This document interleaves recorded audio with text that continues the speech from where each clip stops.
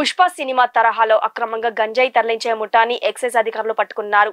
చింతూరు ప్రాంతానికి చెందిన ఓ ట్రాక్టర్ కింద భాగాన సపరేట్గా అరచేయించి మరీ గంజాయి ప్యాకెట్లను పేర్చి అందులో ఇసుకను తరలిస్తున్నారు. ట్రాక్టర్ అనుమానాస్పదంగా కనిపించడంతో భద్రాచలం ఎక్సైజ్ సిఐ పరిశీలించగా భారీ స్థాయిలో గంజాయి పట్టుబడింది.